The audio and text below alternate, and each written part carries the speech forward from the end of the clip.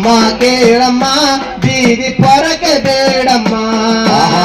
ನೀನೋದ ಮ್ಯಾಲಪ್ಪ ನಮ್ಮೆಲ್ಲರ ಪಾಲಪ್ಪ, ನೀನೋದ ಮ್ಯಾಲಪ್ಪ ನಮ್ಮೆಲ್ಲರ ಪಾಲಪ್ಪ.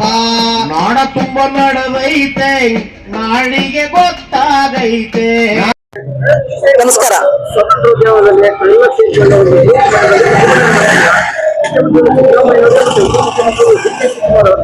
ಮತ್ತೆ ಮಾನ್ಯ ಸಚಿವರಾಗಿರ್ತಕ್ಕಂಥ ಮಹದೇವಪ್ಪ ಅವರಿಗೆ ಮತ್ತೆ ಆಂಜನೇಯವರಿಗೆ ತಮ್ಮ ಬೇಡಿಕೆ ಮನವಿ ಎಚ್ಚರಿಕೆ ಅದು ಏನ್ ಸಲಹೆ ಸೂಚನೆಗಳು ಕೊಡ್ಬೋದು, ಯಾವ ರೀತಿ ಪರಿಹಾರ ಮಾಡಬಹುದು ಈ ಒಂದು ಸಮಸ್ಯೆಗೆ? 30 ವರ್ಷಗಳ ಹೋರಾಟದಲ್ಲಿ ಇದುವರೆಗೂ ಹೋರಾಟ ಮಾಡ್ತಾನೆ ನಮ್ಮ ಜನಗಳು ಜೀವನವನ್ನ ಕಳ್ಕೊಳ್ತಾ ಬಂದಿದ್ದಾರೆ. ಈಗ ಅಂತಿಮ ಘಟ್ಟದಲ್ಲಿ ನಾಗಮೋಹನ್ ದಾಸ್ ಕಮಿಟಿ ಅಂತ ಸರ್ಕಾರನೇ ರಚನೆ ಮಾಡಿದೆ. ಆ ನಾಗಮೋಹನ್ ದಾಸ್ ಕಮಿಟಿ ಜಡ್ಜ್ಮೆಂಟ್ ಹೇಳಿದಾರೆ, ಅವ್ರಿಗೆ ಗೌರವ ಕೊಡ್ಬೇಕಲ್ವಾ? ಅವ್ರನ್ನ ನೀವೇ ನೇಮಕ ಮಾಡಿದೀರಾ, ನೀವೇ ಜನರ ಹತ್ರ ಕಳಿಸಿದೀರಾ, ನೀವೇ ಅದನ್ನ ಎಲ್ಲ ಅಂಕಿಅಂಶಗಳ ಪ್ರಕಾರವಾಗಿ ತಗೊಂಡು ಅದನ್ನ ಆಯ್ಕೆ ಮಾಡ್ಬೇಕಾಗಿರೋದು ನಿಮ್ ಜವಾಬ್ದಾರಿಯಾಗಿತ್ತು. ಮತ್ತೆ ಜನಗಳು ಸಹ ನಮ್ ಜನ ಏನಿದ್ದಾರೆ ಪಾಪ ಅವ್ರ ಅಂಕಿಅಂಶಗಳನ್ನ ಕರೆಕ್ಟ್ ಆಗಿ ಕೊಟ್ಟಿದ್ದಾರೆ. ಮುಂಚೆ ಎಲ್ಲ ಪರವಾಗಿದ್ದಿರ್ತಕ್ಕಂಥ ಸ್ವಾಮೀಜಿಗಳು ಸಹ ವಿರೋಧ ಮಾಡ್ತಕ್ಕಂಥ ಕೆಲಸನ ಮಾಡ್ತಿದ್ದಾರೆ. ಮುಂಚೆ ನಾನು ಸಹ ವರ್ಣಿತ ಜಾತಿ ಹೋರಾಟದಲ್ಲಿ ಫ್ರೀಡಂ ಪಾರ್ಕ್ ಅಲ್ಲಿ ಹೋರಾಟ ಮಾಡುವಾಗ ಜ್ಞಾನಪ್ರಕಾಶ ಸ್ವಾಮೀಜಿ ಅವರು ಸಹ ನಮ್ ಜೊತೆ ಕೈ ಜೋಡಿಸಿದ್ರು. ಅವರ ಈಗ ಮನಸ್ಥಿತಿಗಳನ್ನ ನೋಡಿದ್ರೆ ಅವ್ರು ಇನ್ನೂ ಹೆಚ್ಚಾಗ್ಬೇಕು ಅಂತ ಮನಸ್ಥಿತಿಗಳನ್ನ ಈಗ ನಾವು ಮೀಡಿಯಾದಲ್ಲಿ ಅಲ್ಲಿ ಇಲ್ಲಿ ನೋಡ್ತಾ ಇದ್ದೀವಿ. ಈಗ ಪೇಪರ್ ಸ್ಟೇಟ್ಮೆಂಟ್ ಸಹ ನೋಡಿದ್ರೆ ಅಂತ ಆ ಸ್ವಾಮೀಜಿಗಳ ಮನಸ್ಥಿತಿ ಹೇಗಿದೆ ಅನ್ನೋದು ಈಗ ಅವರ ಮನಸ್ಥಿತಿ ಬಗ್ಗೆ ಒಂಥರ ಅಸಹ್ಯ ಹುಟ್ಟಿಸ್ತಕ್ಕಂತ ಕೆಲಸನ ನಮಗೆ ಬೇಸರ ಅನಿಸ್ತಾ ಇದೆ.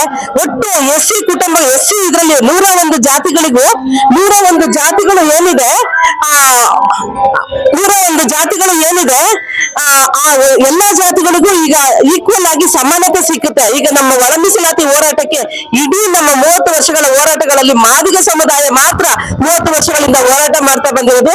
ಈ ಎಸ್ಸಿ ಇದರಲ್ಲಿ ಯಾವುದೇ ಒಂದು ಸಮುದಾಯ ಹೋರಾಟ ಮಾಡೋದು ಇತಿಹಾಸದಲ್ಲಿ ಯಾವುದೂ ಇಲ್ಲ. ಈಗ ನಾವು ಮಾಡ್ತಾ ಇರ್ತಕ್ಕಂಥ ಹೋರಾಟ ಏನಿದೆ ಎಲ್ಲ ಸಣ್ಣ ಸಣ್ಣ ಸಮುದಾಯಗಳಿಗೂ ಸಮಾನತೆ ಕಲ್ಪಿಸ್ತಕ್ಕಂಥ ಕೆಲಸನ ಮಾಡ್ತಕ್ಕಂಥ ಈ ಮಾದಿಗ ಸಮುದಾಯ ಮಾಡ್ಕೊಳ್ತಾ ಬಂದಿರೋದು. ನಾವು ಏನು ನಮ್ಮ ಸ್ವಾರ್ಥಿಗಳಾಗಿಲ್ಲ, ನಮ್ಮ ಹಕ್ಕುಗಳನ್ನ ಕೇಳ್ತಾ ಇದ್ದೀವಿ. ನಮ್ಮ ಅನ್ನ ನಮಗೆ ಕೊಡಿ, ನಮ್ಗೆ ಬೇರೆ ಅನ್ನ ಬೇಕಾಗಿಲ್ಲ. ಈಗ ಹಿಂದಿನ ಕಾಲದಲ್ಲಿ ಮುಂಚೆ ನಡೆದಿತ್ತು 3% ಇರ್ತಕ್ಕಂಥ ಜನಗಳಿಗೂ ಹೋರಾಟ ಇಲ್ದೇನೆ ಅವರ ಸಮಯನ ಹಾಳು ಮಾಡ್ದೇನೆ 10% ನೀವು ಮೀಸಲಾತಿನ ಕಲ್ಪಿಸಿಕೊಟ್ಟಿದ್ದೀರಾ. ಇವತ್ತು 30 ವರ್ಷಗಳ ಕಾಲ ತಮ್ಮ ಸಮಯ ಕಳ್ದೋಗಿದೆ. ಎಷ್ಟೊಂದು ಜನ ಪ್ರಾಣ ತ್ಯಾಗ ಮಾಡಿದ್ದಾರೆ, ಎಷ್ಟೊಂದು ಜನ ಸತ್ತೋಗಿದ್ದಾರೆ. ಅವರ ಕುಟುಂಬಗಳ ಪಾಡೇನು, ಅವ್ರ ನಿಲುವುಗಳೇನು, ಈಗಲೂ ಇನ್ನಷ್ಟು ವರ್ಷಗಳ ಕಾಲ ಕಾಯ್ಬೇಕು ನಮ್ ಜನ. ಈಗ ಸರಿ 14ನೇ ತಾರೀಕು ನೀವು ಕೊಟ್ಟಿದ್ದೀರಾ, ಒಪ್ಕೊಂಡ್ವಿ, ಆಯ್ತು, ನಾವೊಂದು ಆಶಾಭಾವನೆ ಇಟ್ಕೊಂಡಿದ್ವಿ. ಸರಿ ಆಯ್ತು, 19ನೇ ತಾರೀಕು ನೀವು ಕೊಡ್ತೀರಾ ಅಂತ ಅನ್ನೋದು ಯಾವ ಗ್ಯಾರಂಟಿ ಇದೆ? ನೀವು ಕಾಗಕ್ಕ ಗುಬ್ಬಚ್ಚಿ ಕಥೆಗಳು ನಮ್ಗೆ ಹೇಳೋದ್ ಬೇಕಾಗಿಲ್ಲ ಸ್ವಾಮಿ. ಸನ್ಮಾನ್ಯ ಮುಖ್ಯಮಂತ್ರಿಗಳು ನಾವು ಹಿಂದುತ್ವ ಅಂತ ಹೇಳ್ತೀವಿ, ಅಹಿಂದ ನಾಯಕರು ಅಂತ ಹೇಳ್ತಿದ್ವಿ, ಎಲ್ಲಾನು ನಾವು ಒಪ್ಕೋತೀವಿ. ಯಾವ್ದಾದ್ರು ಒಂದು ಪಕ್ಷ ಇದೆ, ಕಾಂಗ್ರೆಸ್ ಪಕ್ಷ ಎಲ್ಲರನ್ನೂ ಒಟ್ಟುಗೂಡಿಸ್ತಕ್ಕಂತ ಕೆಲಸನ ಮಾಡುತ್ತೆ ಅಂತ ನಾವು ನಂಬಿಕೆ ಇದೆ.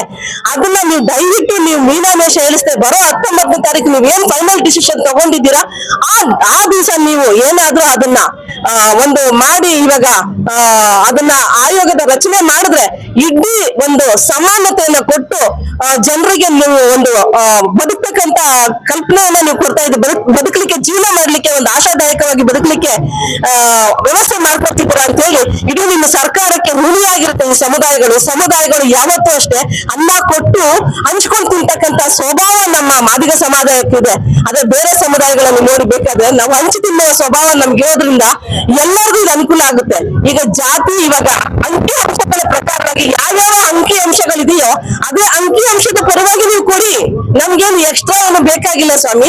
ಸನ್ಮಾನ್ಯ ಮುಖ್ಯಮಂತ್ರಿಗಳಲ್ಲಿ ನಾನು ಏನ್ ಕೇಳ್ಕೊಳ್ತಾ ಇದ್ದೀನಿ ಅಂತ ಹೇಳಿದ್ರೆ, ಡಿ.ಕೆ. ಶಿವಕುಮಾರ್ ಸಾಹೇಬರಾಗಿರ್ಬೋದು, ಮತ್ತೆ ಯಾರೇ ಆಗಿರ್ಬೋದು, ಎಲ್ಲಾ ಕ್ಷೇತ್ರಗಳಲ್ಲಿ ಮಾದಿಗ ಸಮುದಾಯ ಇದೆ. ಆ ಸಮುದಾಯಗಳನ್ನ ನೀವು ಕಣ್ಣಲ್ಲಿ ನೋಡಿರ್ತೀರಾ, ಎಂತ ಪರಿಸ್ಥಿತಿನಲ್ಲಿ, ಎಂತ ಹೀನಾಯ ಪರಿಸ್ಥಿತಿನಲ್ಲಿ ನೋಡಿದೀರಾ ಅಂತ. ಆಮೇಲೆ ಯಾವ್ದು ಇಲಾಖೆವಾರು ತಗೊಂಡಾಗ ಯಾವ್ದಾವ್ದು ಇಲಾಖೆಗಳಲ್ಲಿ ಅಂಕಿ ಅಂಶಗಳು ನೀವು ಆಲ್ರೆಡಿ ನೀವು ನೋಡಿರ್ತೀರಲ್ವಾ, ಯಾವ ಸಂಖ್ಯಾನುಸಾರವಾಗಿದೆ ಅಂತ ನಿಮ್ಗೆ ಗೊತ್ತಿದೆ, ಅಂಕಿ ಅಂಶಗಳು ನಿಮ್ಗೆ ಗೊತ್ತಿದೆ. ನೀವು ರಚನೆ ಮಾಡ್ಬೇಕಾಗಿರೋದು ಒಂದೇ ಒಂದು ಕೆಲಸನ ದಯವಿಟ್ಟು ಇದನ್ನ ಮಾಡಿ ನಿಮ್ಮ ಒಂದು ಸರ್ಕಾರಕ್ಕೆ ಋಣಿಯಾಗಿರ್ತಾರೆ ಈ ಸಮಾಜ ಯಾವತ್ತೂ ಅಷ್ಟೇನೆ ಅಂತ ಹೇಳಿ ಈ ಮೂಲಕ ನಾನು ಹೇಳ್ತಾ ಇದ್ದೀನಿ.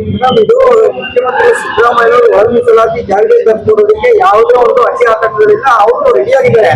ಕೆಲವೊಂದು ಸಂಘಟನೆಗಳು ಸಂಘ ಸಂಸ್ಥೆಗಳಿಗೆ ನಿಮ್ಮ ಸ್ನೇಹಿತರು ಮತ್ತು ಅಕ್ಕಪಕ್ಕದವರು ಅವ್ರಿಗೆ ದಾರಿ ತಪ್ಪಿಸಿ ದಿಕ್ಕು ತಪ್ಪಿಸಿ ಕನ್ಫ್ಯೂಷನ್ ಮಾಡ್ತಾ ಇದ್ದಾರೆ ಮೇಡಮ್. ಆದ್ರೆ ಎಷ್ಟು ಮಟ್ಟಿಗೆ ಸರ್ ನಿಮ್ಮಲ್ಲೇ ಬಹಳ ಒಗ್ಗಟ್ಟಿನ ಕೊರತೆ ಹೆಚ್ಚು ಕಾಣಿಸ್ತಾ ಇದೆ ಮೇಡಮ್. ಇದು ಒಗ್ಗಟ್ಟಿನ ಕೊರತೆ ಇದೆ, ಖಂಡಿತ ನಾವು ಒಪ್ಕೋತೀನಿ. ಈ 101 ಜಾತಿಗಳು ಏನಿದಾವೆ, 101 ಜಾತಿಗಳು ಒಟ್ಟಿಗೆ ಆಗಿ ನಾವು ಒಮ್ಮತದಿಂದ ಸಿದ್ದರಾಮಯ್ಯ ಅವರಿಗೆ ಕೊಟ್ಟಿದ್ರು, ಮುಂಚೆ ಕೊಟ್ಟಿದ್ರು. ನಾವೇನೀಗ ಜಾತಿ ಜನಗಣತಿ ಆಗಿದ ತಕ್ಷಣ ನಾವು ಅದನ್ನ ಒಪ್ಕೊಳ್ತೀವಿ ಅಂತ ಹೇಳ್ತಾರೆ. ಇವಾಗ ಅವರ ಜನಸಂಖ್ಯೆ ಕಡಿಮೆ ಆಗಿರೋದ್ರಿಂದ ಅವರಿಗೆ ಮೀನಾಮೇಷ ಎಣಿಸ್ತಕ್ಕಂತ ಕೆಲಸ ಮಾಡ್ತಿದ್ದಾರೆ.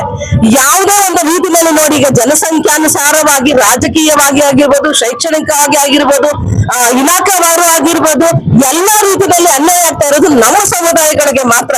ಈಗ ನಾವು ಒಂದು ಹೇಳ್ತಾ ಇದ್ದೀವಿ, ಸುಪ್ರೀಂ ಕೋರ್ಟ್ ಆರ್ಡರ್ ಕಾನೂನಿಗಿಂತ ದೊಡ್ಡದು ಯಾವುದೂ ಇಲ್ಲ. ಮುಖ್ಯಮಂತ್ರಿಗಳಿಗೆ ದಿಟ್ಟತನದಿಂದ ಒಂದು ಕುಟುಂಬದ ಒಂದು ದೊಡ್ಡತನ ಇದೆ, ಕುಟುಂಬದ ಗೌರವಸ್ಥ, ಕುಟುಂಬದ ಯಜಮಾನ ಇದ್ದಾರೆ ಅವರು. ಅವ್ರಿಗೆ ಎಲ್ಲದ ಒಂದು ಆಯ್ಕೆ ಮಾಡೋ ಶಕ್ತಿ ಇದೆ. ಯಾರನ್ನು ಕೇಳ್ಬೇಕು ಅನ್ನೋ ಆಯ್ಕೆ ಬೇಕಾಗಿಲ್ಲ. ಅವ್ರ ಮನಸ್ಸು ಮಾಡಿದ್ರೆ ಅಹಿಂದ ಅಂತ ಏನು ಹುಟ್ಟಿಸ್ಕೊಂಡಿದ್ದಾರೆ, ಈಗ ಅವರು ನಿರ್ದಾಕ್ಷಿಣ್ಯವಾಗಿ ಇದನ್ನ ಜಾರಿಗೆ ತರಬೇಕು ಅಂತ ಹೇಳಿ ಈ ಮೂಲಕ ನಾನು ಕೇಳ್ಕೊತಾ ಇದ್ದೀನಿ. ಅರಸರಿಗೆ ನಾಚಿಕೆ ಬಂದೈತಪ್ಪ, ನಮ್ಮ ನಾಡು ಅರಸರಿಗೆ ನಾಚಿಕೆ ಬಂದೈತಪ್ಪ. ಇದಕ್ಕೆಲ್ಲ ಸಾಕ್ಷಿ ನಾವಪ್ಪ, ಇದಕ್ಕೆಲ್ಲ ಸಾಕ್ಷಿ ನಾವಪ್ಪ, ಇದಕ್ಕೆಲ್ಲ ಸಾಕ್ಷಿ ನಾವಪ್ಪ, ಇದಕ್ಕೆಲ್ಲ ಸಾಕ್ಷಿ ನಾವಪ್ಪ. ನಿಮ್ಮ ಕರಳ ಕುಡಿಯ ಕಂದ ಮಗಳಪ್ಪ. ಅಪ್ಪ ಸಾರಪ್ಪ ಮೋರಿ ಗುಂಡಿಯಾಕಪ್ಪ. ಅಮ್ಮ ಕೇಳಮ್ಮ ಬೀದಿ ಪೊರಕೆ ಬೇಡಮ್ಮ. ಭಂಗಿ ವಾಲ್ಮೀಕಿ ಅಂತ ತೋಟಿ ತಳವಾರಂತ, ಭಂಗಿ ವಾಲ್ಮೀಕಿ ಅಂತ ಕೋಟೆ ತಳ